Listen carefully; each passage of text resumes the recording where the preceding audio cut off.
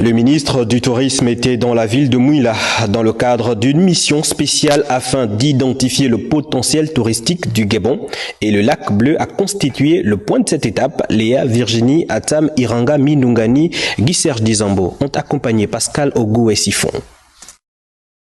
Cette mission spéciale du membre du gouvernement de la province de Langounié marque le lancement des activités liées à la valorisation des sites touristiques du Gabon, parmi lesquels le mythique lac bleu de Mouila.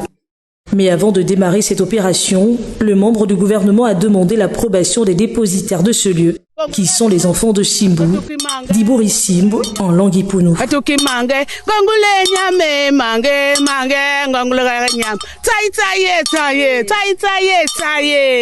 Nous donnons la permission au ministre du Tourisme pour la première fois que depuis 50 ans que ce pays ne pensait pas à revaloriser les sites touristiques. Nous sommes très contents. Aujourd'hui, nous sommes à l'endroit sacré de la commune de Mouila, qu'on appelle vulgairement Mouroumi. Et avec tous les pouvoirs du clan, Simbu, du Boursimbu, nous autorisons au ministre d'aller investir sur le site du lac bleu.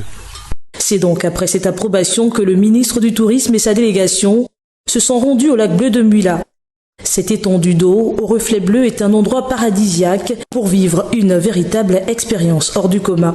À la sortie où nous étions, au fond, vous allez voir, il y a des coquillages. Le plus loin, c'est de la vase. Au fond, au bout, c'est de la vase. Mais ici, c'est plus dur, c'est-à-dire que vous n'allez pas vous enfoncer, mais on peut dire que c'est du sable. Parmi les attractions de ce site touristique, son histoire et ses légendes, comme celle des Pygmées, qui lors d'une traversée moururent tous en voulant récupérer leur hache tombée au fond des eaux. Avant, tu n'étais pas de la tribu, tu ne pouvais pas traverser le lac. Les Pygmées, en venant, ils ont vu un lac qu'ils pouvaient traverser. Ils ont abattu l'arbre qu'on appelle ici Ndouliman, Babongo. Et en abattant l'arbre s'est plié, n'est pas tombé. Mais la hache est tombée. Mais ceux qui vivent dans le lac bleu, qui sont gardiens de ce temple, ont attrapé juste la hache. Chacun d'eux plongeait pour aller récupérer la hache. Il ne regardait plus la hache, mais il regardait les entités qu'il a trouvées sous l'eau.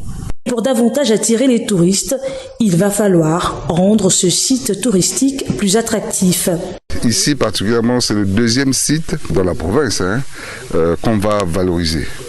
Après Fougamou, le village touristique à Fougamou à côté de Tsamba Nagoti. Oui.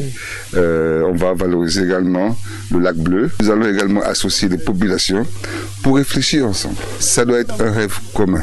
C'est l'objectif du président de la transition qui demande à ce que les Gabonais nous accompagnent pour poser des actions durables. Des travaux seront réalisés, mais comme le veut la tradition bantoue, un rituel sera fait au préalable.